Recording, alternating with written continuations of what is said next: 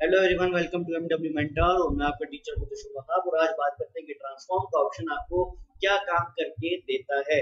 तो स्टार्ट करते हैं। यहाँ पर आता हूँ मैं। एक सबसे पहले एक न्यू पेज बना लेता हूँ, ठीक है, जिसपे हम काम कर सके। और यहाँ पर आरजीबी है और यहाँ पे ओके, ठीक है। मैं ये चीज दोबारा नहीं समझा रहा क्योंकि मैंने फर्स्ट क्लास में सारा कुछ समझाया हुआ है। ठीक है, मेरे पास एक पेज बन गया है और दोबारा से हम ट्रांसफॉर्म के जो टूल्स थे, शेप टूल्स थे, शेप्स के ऊपर ही बात करते हैं और शेप्स के ऊपर पहले ट्रांसफॉर्म को समझते हैं और फिर उसी के मुताबिक थोड़ा सा काम करेंगे। सबसे पहले मेरे यहाँ पर एक रेक्टेंगल ले लेता हूँ, सही है। एक शेप ले लेता हूँ, स्क्वायर सी, एक स्क्वायर की शेप है। और फॉर एग्जांपल मेरे पास एक ऑप्शन आता है, मुझे इसका साइज बड़ा करना है, ठीक है। तो एक ऑप्शन आता है कंट्रोल टी। अगर मैं कंट्रोल का बटन और टी का बटन दबाऊं तो मेरे पास यहाँ पर आप नोटिस करें इसकी साइडों पे चार ऑप्शन, यहाँ पे साइड्स नोड्स आ जाते हैं। और नोड्स क्या होते हैं? नोड्स की वजह से आप इस शेप को पकड़ के अपनी मर्जी के मुताबिक एडजस्टमेंट कर सकते हैं, ठीक है। अगर मैं यहाँ पर इसके साइज को बड़ा करना चाहूँ तो मैं बड़े आराम से बड़ा कर सकता हूँ। लेकिन एक प्रॉब्लम है, मैं यहाँ पर इस शेप को किसी भी शेप के अंदर चेंज कर सकता हूँ, मतलब बिगाड़ सकता हूँ, इस शेप को खराब कर सकता हूँ, ठीक है। तो कोई लिमिट नहीं है मेरे पास, मैं बड़े आराम से शेप को यहाँ पर खराब कर सकता हूँ। अच्छा, और अगर इसके सेंटर वाले नोट्स पे आ जाऊँ तो सेंटर वाले नोट्स पे मैं इसको सिर्फ ऊपर नीचे ही कर सकता हूँ और कुछ नहीं, ठीक है। साइडों से भी इसी तरीके से कर सकता हूँ। और ये जो कॉर्नर वाले नोट्स हैं, इन कॉर्नर वाले नोट से पकड़ के मैं शेप को किसी भी शेप के अंदर बिगाड़ सकता हूँ, सही है। अगर मैं दोबारा कंट्रोल टी प्रेस करूं, अच्छा, अगर कभी आपको कंट्रोल का बटन और कंट्रोल टी का बटन भूल जाए, कंट्रोल टी मुझे प्रेस करना था, तो आप लोग चले जाएं एडिट, आप लोग ये एडिट के ऑप्शन पे आ जाएं, ठीक है। ठीक है, ये आपके पास ऑप्शन आता है फ्री ट्रांसफॉर्म पाथ। यहाँ पर आपके पास ऑप्शन दिया हुआ है कंट्रोल टी, ठीक है। तो अगर आप इसको क्लिक करें तो यहाँ से भी ये ऑप्शन आप इसको ऑन कर सकते हैं। अच्छा, यहाँ पर प्रॉब्लम मुझे क्या दे रहा है कि मैं इस शेप को अपनी मर्जी के मुताबिक बिगाड़ सकता हूँ, मैं ऐसा नहीं करना चाहता। तो अगर मैं यहाँ पे शिफ्ट का बटन पकड़ के अगर ये प्रेस करूं, शिफ्ट का बटन पकड़ के करूं, तो आप बड़े आराम से आप नोटिस करें, अब मैं अगर इस शेप को खराब भी करना चाहूं तो मैं नहीं कर सक रहा क्योंकि ये चारों साइडों से एक साथ बराबर बड़ा हो रहा है, ठीक है। अगर कंट्रोल के बटन से करेंगे तो ये आपके पास डिस्टोर्ट वाला काम करेगा, लेकिन शिफ्ट शिफ्ट प्रेस करिएगा, ठीक है, कंट्रोल नहीं।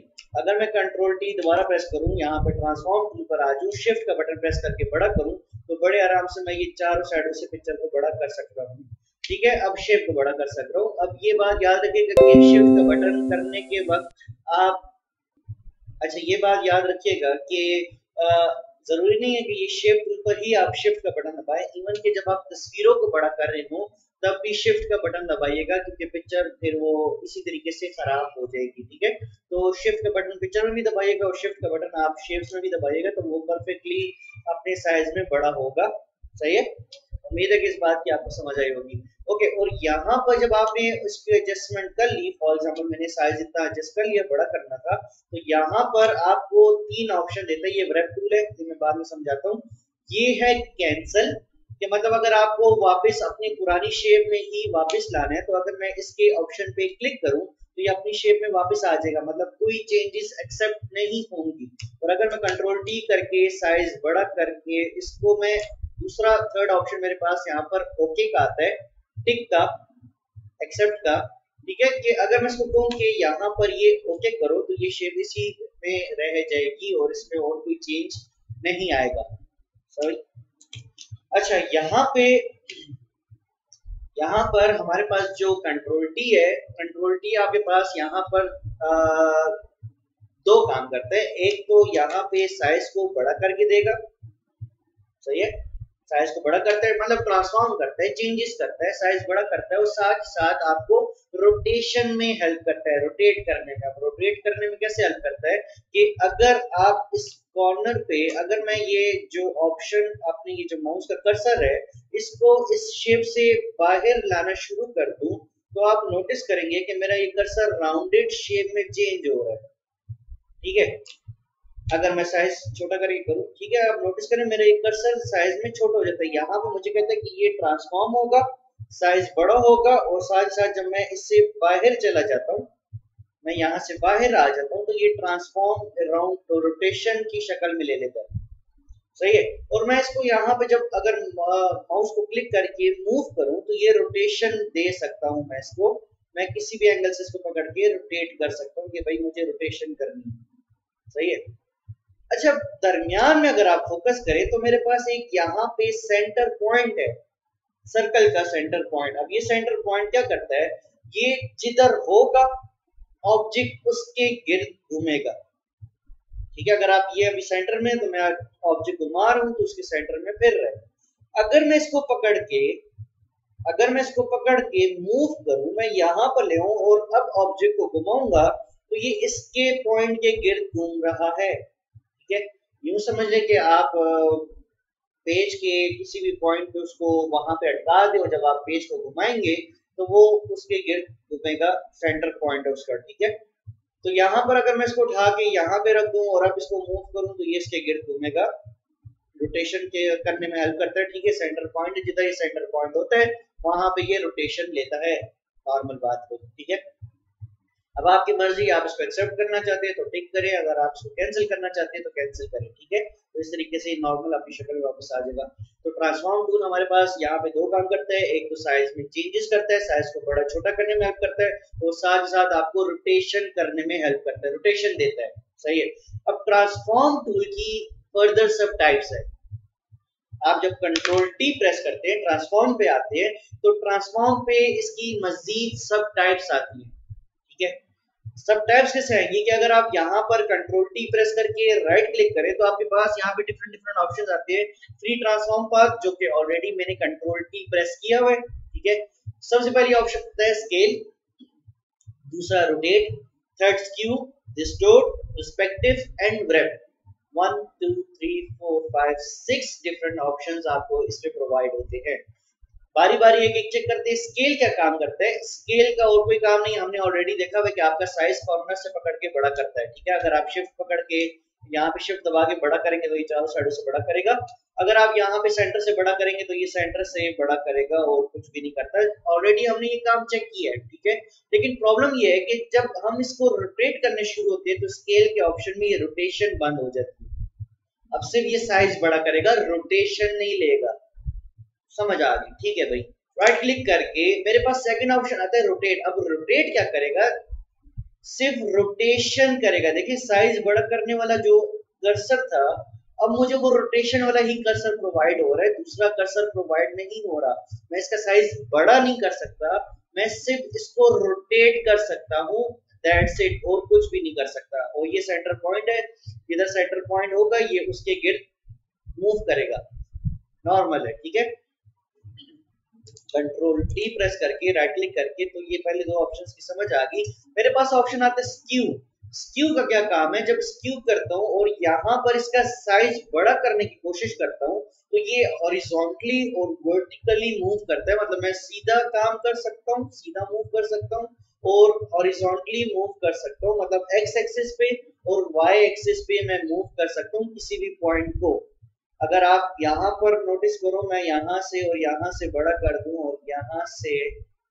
और यहाँ से मैं छोटा कर दूं, तो ये इस तरीके का आप अगर कोई डिजाइन बनाना चाहो कि ये हिस्सा मेरे करीब है और ये हिस्सा मुझसे दूर है, तो इस तरीके का आप कर सकते हो। और साथ ही साथ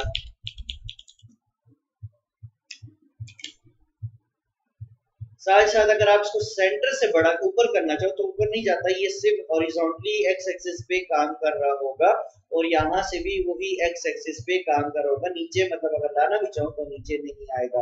इवन कि यहाँ से ये वाई एक्सिस पे काम कर रहा होगा और आगे लाने की कोशिश करूँ तो ये आगे नहीं आता है। ठीक है, ओके भाई, स्क्यू का थोड़ा बहुत आइडिया आ गया। राइट क्लिक करके मेरे पास एक ऑप्शन आता है डिस्टोर्ट। डिस्टोर्ट का वर्ड डिस्ट्रॉय से निकला हुआ है। अगर आप इस पे क्लिक करो तो आप अब अगर यहाँ पे सीधा करो, एक्स वाई एक्सिस पे मूव करेगा, एक्स एक्सिस पे मूव करेगा। इवन के आप इस तरीके से इसको अपनी मर्जी के मुताबिक मूव कर सकते हो। कोई भी प्रॉब्लम आपको नहीं होगी। आप इसके साथ जिस एंगल पे रखना चाहो, स्क्यू आपको सिर्फ ऊपर नीचे का ऑप्शन दे रहा था, डिस्टोर्ट आपको फ्रीली मूव करने पे हेल्प करता है। भाई आप जितना रखना चाहो रख सकते हो, ठीक है।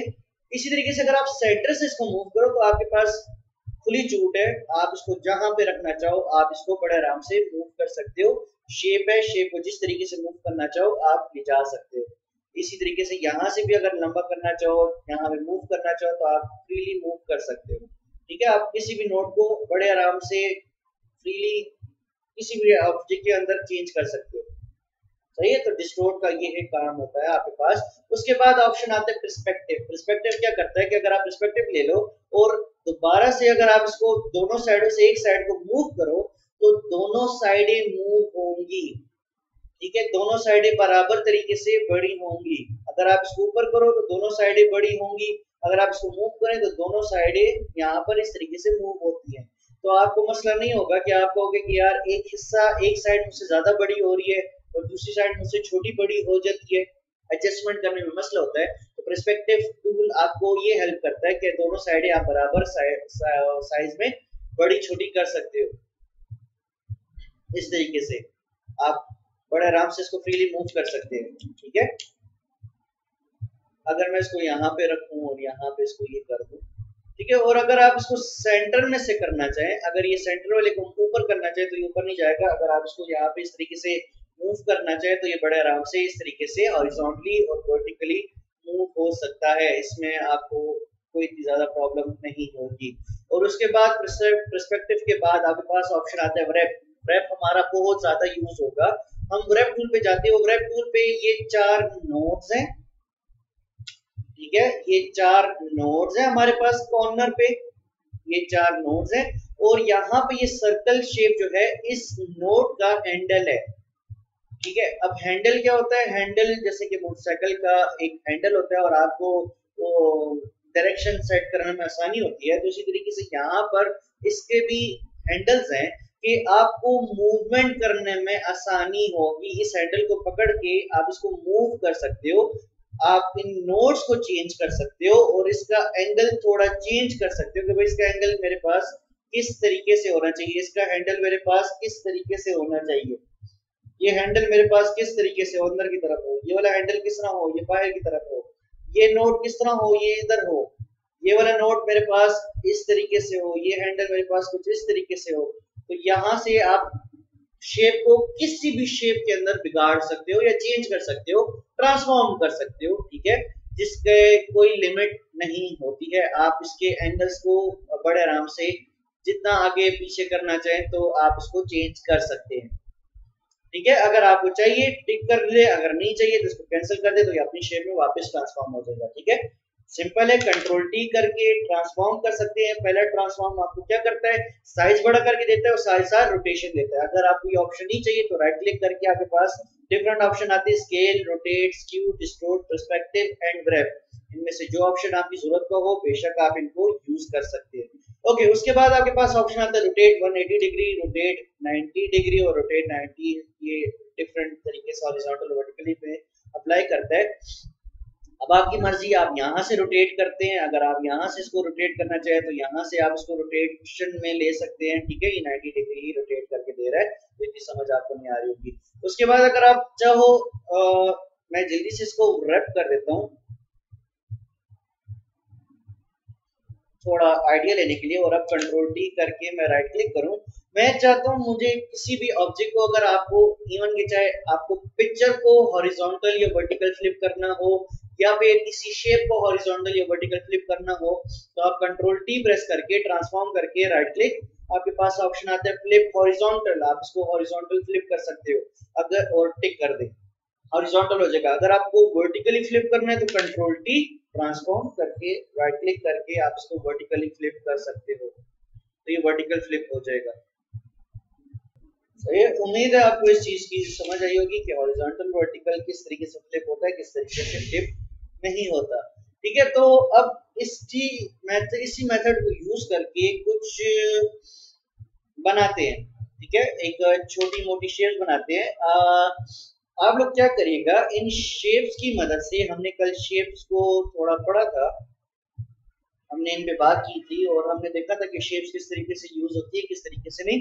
तो कोशिश करें कि इन शेप्स को यूज करके और डिफरेंट डिफरेंट ट्रांसफॉर्म करके आप कोई करेक्टर बनाओ या कोई शेप बनाए या कोई कार्टून बनाए, देखिए कैसे बनता है कैसे नहीं बनता। आप घर बना सकते हो, आप स्नोमैन बना सकते हैं, आप कैट बना सकते हैं, आप डोरेमोन वगैरह बना सकते हैं, कोई भी छोटा मोटा कार्टून। एग्जैक्ट शेप तो नहीं बनेगी, राइट, मुझे पता है, क्योंकि आप शेप्स के ऊपर काम कर रहे हो, लेकिन ट्राई करने में आपका क्या जाता है।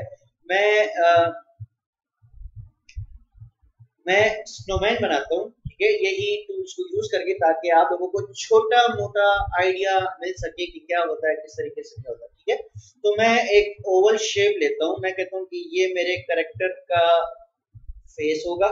अच्छा, मैंने आपको पहले ही बताया था कि शेप्स हमेशा दूसरी लेयर्स में बनती है, अलग लेयर होती है, और लेयर क्या होती है मैंने पिछली वीडियो में मैं समझा चुका हूँ, ठीक है। तो आप उसमें जाके लेयर्स के बारे में समझ सकते हैं कि लेयर्स क्या होती हैं क्या नहीं, कि कौन सी लेयर को ऊपर लाना है, कौन सी लेयर को नीचे लाना है, तो उस तरीके से, ठीक है, यहाँ पर ये काम कर सकते हैं। ओके, मैं इसको कंट्रोल टी करता हूँ, ट्रांसफॉर्म करता हूँ, राइट क्लिक करके मैं इसको एक हल्का सा रैप टूल करता हूँ, और मैं इसको कहता हूँ कि भाई मुझे इसका ऊपर का फेस थोड़ा सा पतला रखना है, और नीचे का फेस मैं थोड़ा सा इस तरीके से बड़ा करना चाह रहा हूँ।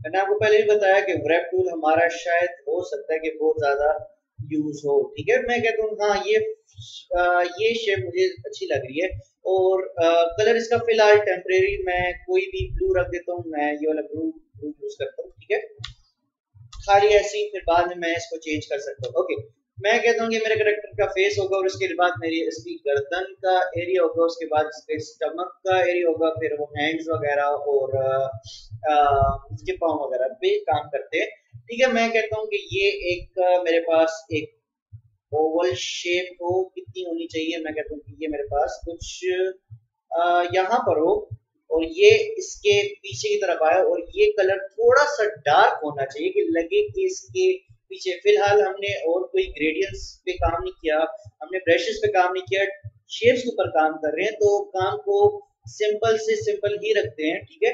मैंने आपको एक और बात बताई थी कि जब भी शेप टूल के अंदर आपको कलर चेंज करना हो शेप्स के अंदर, तो आप बकायदा यहाँ पे प्रॉपर्टीज लाने के लिए शेप टूल पर ही जाएंगे, ताकि हमें उस टूल के मुताबिक प्रॉपर्टीज मिले। तो मैं यहाँ पर जाके इससे थोड़ा सा डार्क कलर लेना चाहता हूँ, तो मैं मोर पे जाता हूँ, ताकि मेरे पास इसी की कलर लिस्ट खुल जाए, और मैं इसको थोड़ा सा डार्क कर देता हूँ, सही है, कुछ इस तरीके से।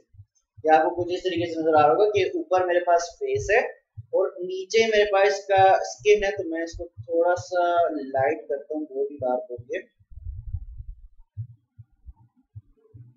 ये वाली लेयर सेलेक्ट की, मैं यहाँ पे गया, कलर लिया, और इसको थोड़ा सा लाइट ले लेते हैं। सॉरी,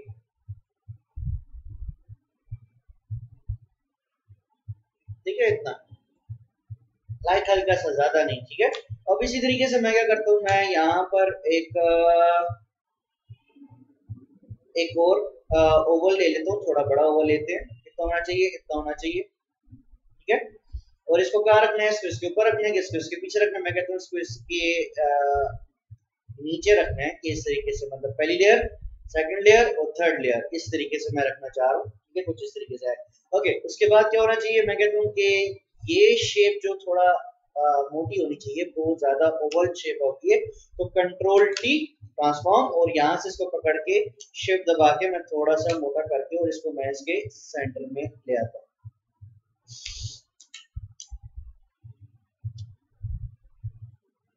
ओके, अब सही है, ठीक है, अच्छा लग रहा है, इस तरीके से मैं ये रखना चाह रहा था, हो गया। ओके, अब इसके क्या करना है, मैं कहता हूँ कि इसके फेस वगैरह बनाने हैं, उसके बाद में आते हैं, मुझे इसके पाँव वगैरह बनाने हैं। तो पाँव के लिए मैं यहाँ पर इस तरीके की शेप लेता हूँ, ये कहाँ पर होना चाहिए, ये मेरे पास ये यहाँ पर हो, और मुझे इसके ऑप्शन का कॉपी करनी है। मैं कॉपी किस तरह करूंगा, मेरे पास एक ऑप्शन आता है कंट्रोल जे, कंट्रोल जे से मैं कॉपी कर सकता हूँ, या फिर राइट क्लिक करके इसके ऊपर मैं डुप्लीकेट कर सकता हूँ। ठीक है, मैं क्या करता हूँ, मैं कंट्रोल जे प्रेस करता हूँ, मेरे पास एक और कॉपी बन गई, और जब मैं इसको यहाँ से मूव करूंगा तो इस तरीके से मुझे ये ऑप्शन प्रोवाइड हो जाएगा। लेकिन इन दोनों का कलर मैं चेंज करना चाहता हूँ, तो मैं शिफ्ट पकड़ के इन दोनों लेयर्स को सिलेक्ट करता हूँ, मैं शेप टूल पे जाता हूँ, यहाँ पे कलर पे गया, ठीक है, यहाँ पर ये, और मैं यही वाला कलर इनके फॉर्म में भी दे देता हूँ, तो ये मुझे कुछ इस तरीके से प्रोवाइड होगा। सही है, अब आपकी मर्जी, आप इसके पाँव आगे की तरफ रखना चाहते हो कि आप इसके पाँव इसके पीछे की तरफ रखना चाहते हो। तो अगर पीछे रखना चाहो तो दोनों लेयर्स को सिलेक्ट करके इसके पेट के पीछे जाके आप छोड़ दो, तो ये आपको इसके पीछे से नजर आ रहे होंगे। ठीक है, ऐसा लग रहा होगा कि पीछे से निकल रहे हैं। अगर आप चाहते हो कि इसके बाजू, ठीक है, बाजू हम इसके यहाँ से निकालेंगे, और बाजू हम किस तरह बना सकते हैं भाई। अगर मैं शेप से चला जाऊं वापस, तो यहाँ पे हमारे पास लाइंस हैं, और लाइंस को यूज करके हम इसके बाजू बड़े आराम से बना सकते हैं। पहले हम चेक कर लेते हैं इसकी वेट। हाँ भाई, वेट इतनी सही है, इसी वेट को यूज करते हैं। कलर कौन सा होना चाहिए, कलर मैं थोड़ा सा ब्राउनिश कलर ले रहा हूँ, सॉरी, ठीक है। यहाँ पर मैं लाइन ले लेता हूँ, और मैं कहता हूँ कि यहाँ से मुझे लाइन मिले, ठीक है, और यहाँ से मुझे ये लाइन मिले, और यहाँ से मुझे ये लाइन मिले, ठीक है। और कलर कौन सा होना चाहिए इन तीनों लेयर्स का, इसको सिलेक्ट किया, इसको सिलेक्ट किया, इसको सिलेक्ट किया, और यहाँ पे जाके मैं ये कलर चेंज करता हूँ, ब्राउन कलर ले लेता हूँ, ठीक है। अच्छा, मुझे इसकी हॉरिजॉन्टल कॉपी लेनी है। अब मैं क्या दूसरा हाथ बनाऊंगा या कुछ और करूंगा, तो मैं क्या करता हूँ, तीनों लेयर्स को सिलेक्ट करके कंट्रोल जे प्रेस करता हूँ, तो मेरे पास एक और कॉपी आ गई। कॉपी कॉपी कॉपी, तीनों के साथ कॉपी लिखा हुआ है, और मैं इनको हॉरिजॉन्टल फ्लिप करना चाह रहा हूं, तो control T, transform, right click, flip horizontal. ठीक है, आपके पास यहाँ पर आ गया, और आपने इसको खाली पकड़ के यहाँ पर इसके साथ यहाँ पे रख देना है। तो ये इस तरीके से। प्रॉब्लम ये आ रही है कि ये बाजू दोनों आगे की तरफ से निकले हुए हैं, मैं चाहता हूँ कि दोनों बाजू इसके पीछे से नजर आए। तो यहाँ पर अगर आप इसको सिलेक्ट कर लो, इसको सिलेक्ट कर लो, और ये लाइनें वाली लेयर सिलेक्ट करके इसके नीचे ले जाओ, यहाँ पर इसके गर्दन लेयर है, और यहाँ पे छोड़ दूं, तो अब आप नोटिस करो, आपको लगेगा कि भाई इसके पीछे से बाजू निकल रहे हैं। ठीक है, अब हम इसके फेस पे काम करते हैं। फेस के लिए मैं चला जाता हूँ यहाँ पे, ओवल ले लेता हूँ। ठीक है, मैं ज्यादा डिटेलिंग नहीं कर रहा, मैं खाली समझाने के लिए कर रहा हूँ कि मेरे पास यहाँ पर ये आई हो, कौन से कलर पे हो, कलर मेरे पास यहाँ पे ब्लैक होना चाहिए। और प्रॉब्लम ये आ रही है कि लेयर पीछे जा रही है, ठीक है, इसके फेस के पीछे जा रही है, तो इसको पकड़ के मैं ऊपर ले आता हूँ ताकि आगे आ जाए।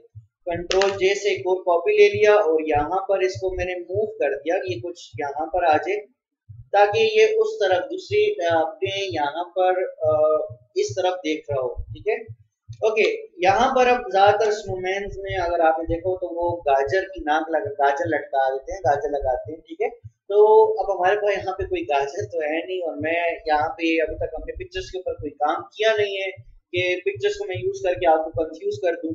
तो शेप्स पर ही रहकर कोई गाजर की शेप बनाने की कोशिश करते हैं कि मैं यहाँ पर आता हूँ, पॉलीगॉन पे जाता हूँ। मैंने आपसे बताया था कि पॉलीगॉन की डिफरेंट साइड्स होती हैं। अगर मैं इसको 3 साइड्स ले लूं और ट्रायंगल शेप ले लूं, ठीक है, कौन से कलर पे हो, कलर मेरे पास ये ऑरेंज होना चाहिए। ठीक है, और इसी को हम थोड़ा गाजर की शेप देते हैं। कंट्रोल डी, ट्रांसफॉर्म, सबसे पहले इसको थोड़ा लंबा कर देंगे क्योंकि गाजर थोड़ी बड़ी होती है, और राइट क्लिक करके हम ब्रेप पे चले जाते हैं। ब्रेप पे जाने के बाद सबसे पहले तो मैं इसको थोड़ा सा मोटा करना चाह रहा हूँ। सही है, ये मेरे पास कितना हो, इसकी गाजर की जो नाक है वो मेरे पास इस तरीके से नीचे होनी चाहिए। भैया आप इस तरीके से कुछ भी इसके साथ चेंजेस वगैरह, आपको मैंने कहा कि वेब टूल आपसे आप किसी भी तरीके से चेंज कर सकते हो।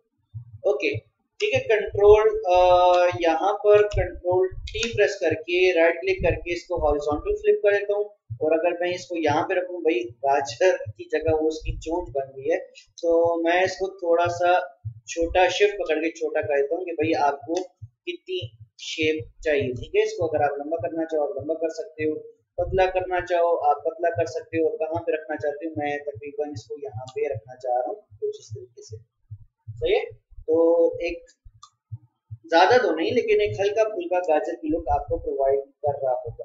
सही है। अच्छा, अब यहाँ पर इसके होंठों के लिए आप या तो आप ओवल शेप से इसके सर्कल सर्कल सर्कल बना के फेस बना सकते हो, या फिर लाइन लेकर अगर आप एक रेक्टेंगल ले लो, रेक्टेंगल नहीं लेते लाइन लेना चाहे तो आप लाइन ले सकते हो। कलर ब्लैक होना चाहिए, ब्लैक होने के बाद मुझे इसका ये फेस इस तरह अच्छा नहीं लग रहा तो कंट्रोल डी करके मैं इसको रैप कर देता हूँ। रैप करने के बाद मैं इसको बता देता हूँ कि भाई ये शेप मेरे पास किस तरीके से हो। मैं इसके नोट्स आपस में थोड़ा सा पॉइंटेड रखता हूँ, ठीक है, और ये साइड भी,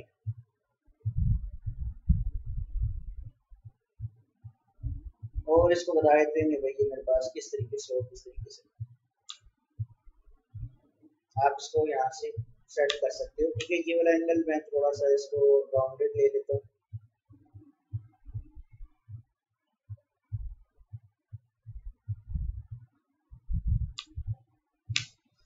सही है, तो आप ये इस तरीके से ले सकते हो। ठीक है, कर सकते हो भाई, आपकी अपनी इमेजिनेशन है, बहुत कुछ हो सकता है। ठीक है, और उसके बाद मैं यहाँ पर दोबारा शेप पर आके मैं ओवल शेप लेकर मैं कहता हूँ कि ये इसके पास एक ये बटन होना चाहिए इसके पेड़ पे वगैरह वगैरह। ठीक है, ये एक बटन और यहाँ पर एक ये दूसरा बटन होना चाहिए। आप वरना इसी की कॉपी ले लो कुछ इस तरीके से, भाई आपकी चॉइसेस है। इवन कि आप स्कार्फ बना सकते हो, आप एक रेक्टेंगल ले लो, रेक्टेंगल बनाकर आप एक उसको रैप टूल करके इसमें लगेगा कि उसने स्कार्फ पहना हुआ है। ठीक है, या फिर आप क्या कर सकते हो, आप इसकी एक कैप बना सकते हो कि अगर आप कैप बनाना चाहो, मैं एक रेक्टेंगल टूल लेता हूँ, ठीक है, तमाम लेयर्स के ऊपर, और एक पतली सी लाइन यहाँ पर लगा देता हूँ। ठीक है, कुछ इस तरीके से थोड़ा सा इसको कंट्रोल टी प्रेस करके थोड़ी सी वेट ज्यादा करता हूँ, तकरीबन इतनी, और साथ ही साथ मैं एक और अच्छा यहाँ पर मैं अपने आर्ट बोर्ड को थोड़ा सा बड़ा करता हूँ। तो मैं यहाँ पे इस नीचे जाके अपने बैकग्राउंड को सिलेक्ट करता हूँ। मेरे पास एक क्रॉप टूल है, मैं क्रॉप टूल पे जाता हूँ और इसका साइज में थोड़ा सा बड़ा ले लेता हूँ। सही है, मेरा आर्ट बोर्ड थोड़ा सा बड़ा हो गया। ओके, अब मैं क्या करता हूँ, मैं यहाँ पर जाके दोबारा से रेक्टेंगल लेता हूँ। रेक्टेंगल लेने के बाद यहाँ पर मैं एक बड़ा रेक्टेंगल बना लेता हूँ। सही, और ये नीचे जा रहा है, इसको पकड़ के मैं इस तमाम लेयर्स के ऊपर ले जाता हूँ। ठीक है, इसके ऊपर अब ये आगे आ गया, और इसको इसके थोड़ा सा सेंटर में लाता हूँ, और ये लाइन थोड़ी सी मैं इधर करता हूँ। इसका कलर क्या हो, कलर मैं कह देता हूँ कि शेप पे जाके इसका कलर मेरे पास ब्लैक होना चाहिए, और साथ ही साथ कंट्रोल टी करके control T right click wrap करके मैं इसको कहता हूँ कि ये हिस्सा मेरे पास थोड़ा सा नीचे की तरफ होना चाहिए। चाहिए तो आप इस तरीके से अगर चाहो तो आप इसको कैप भी पहना सकते हो, और ये थोड़ा सा इसको पकड़ के मैं इसको यहाँ पे रखता हूँ। सही है, तो आप अगर चाहो तो इस तरीके की शेप्स वगैरह भी डिजाइन कर सकते हो अगर आपको अच्छा लगे तो ट्रांसफॉर्म टूल से। ठीक है, आप बहुत सी चीजें बना सकते हो, जरूर ट्राई करिएगा, देखिए क्या होता है क्या नहीं होता, किस तरीके से आप बनाते हो किस तरीके से नहीं बनाते। फिलहाल छोटी मोटी चीजें बना रहे हैं, और ऐसे ऐसे जितना आगे चलते रहेंगे इसके अंदर मजीद इम्प्रूवमेंट वगैरह करते रहेंगे। और लास्ट में एक छोटी सी चीज, अक्सर ये होता है कि आपसे टूल्स खराब हो जाते हैं।